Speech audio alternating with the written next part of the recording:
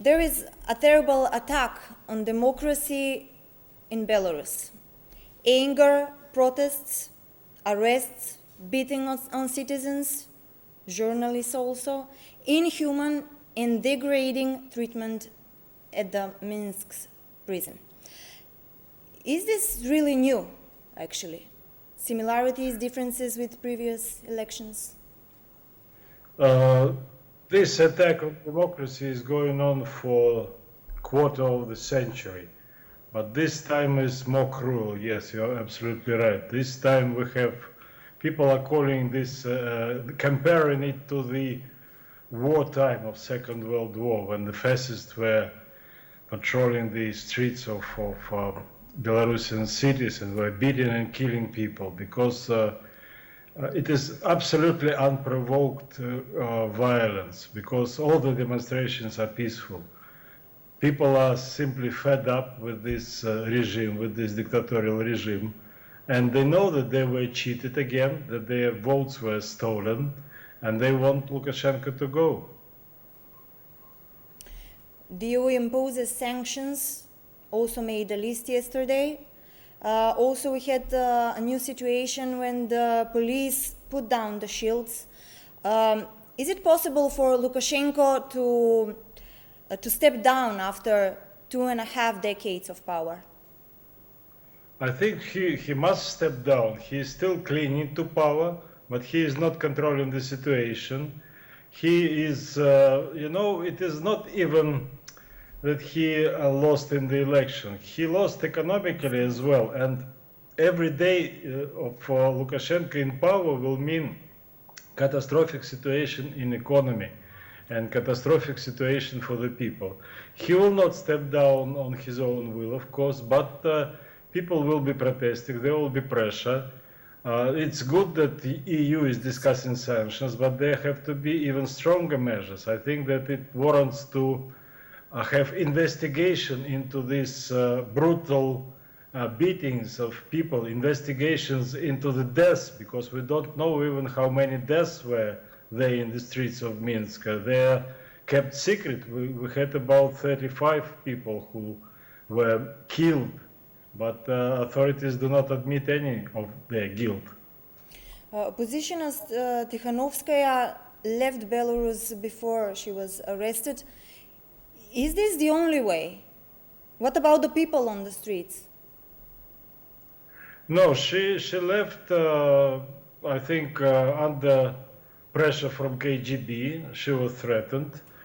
But it doesn't matter. People stay in the streets, people protest, and they want to, and that's why they protest, because they don't want to leave their country. They want to live there, live peacefully, without this ugly dictator, an ugly dictatorship in Belarus, because Belarusians are very good-natured people, very calm people, and it takes a lot to make them revolt and protest. So you can say that Lukashenko did something fantastic, fantastic in a bad sense. He irritated everybody in Belarus. These are another elections with 80% of the voters for Lukashenko. The same thing happened in 2010 when you were a president candidate, but after the protest you were arrested and in jail. Now you are in exile. How did you make it happen, and how did you find yourself in Poland? We were winning in 2010. It was clear that there should have been the second round. And then after 16 months in prison, there was international pressure, and I was released because of this pressure. And then they told me, they not told me, they make it clear that I will not be able to, not only to work, but to live in the country under constant threat and everything. And I wanted to continue to work for my country, for Belarus, and to really make it free, a free country again. So I left, I emigrated. No, it's not that I planned to emigrate. I went for some treatment, medical treatment, and then when they continue to threaten me, I took this decision, very difficult decision for me, and now I'm in Poland, which is close to Belarus, and I'm doing everything to help Belarus and to help Belarusians. What happens to your family, to your close relatives? Are they are still living in Belarus? They are with me now. They live. Yes, they come to visit me. We have. It's okay. I think that situation we discussed and we found this kind of arrangement. I don't want to give details of this arrangement, but for the time being, it's okay. Are they are also in the streets in Minsk? I don't want to give any details. Okay. Are you, Mr. Sanikov, in these difficult moments for the protests in Minsk, still working to return the democracy in the country? Absolutely, absolutely. Working every day and keeping in touch with protesters in Minsk, keeping in touch with mass media, journalists and politicians and public figures in the West and in Europe, in Eastern Europe, Western Europe, United States, Canada. So yes, I'm trying to draw attention to our situation and ask people to stay with us and put pressure on the dictatorship. How could you contribute to a more European Belarus in these moments? Get rid of Lukashenko, and then I think we will develop very quickly. I stand on the position of European values. I'm one of the coordinators of the civil campaign, which is called European Belarus, because we want to have closer ties with Europe.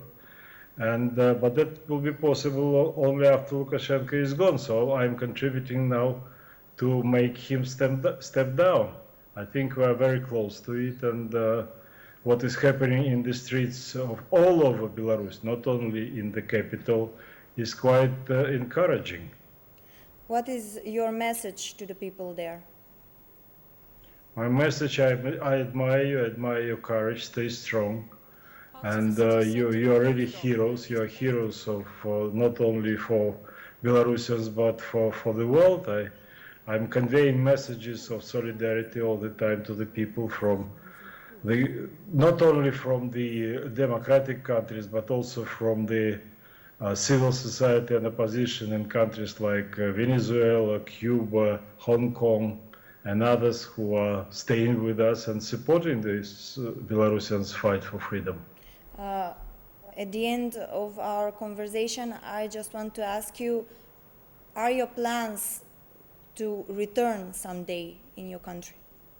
Absolutely, I don't plan to stay. I want to go back, and that's why I wait for, not wait, but I'm doing everything to change the situation, because in this situation I will not be very useful in prison.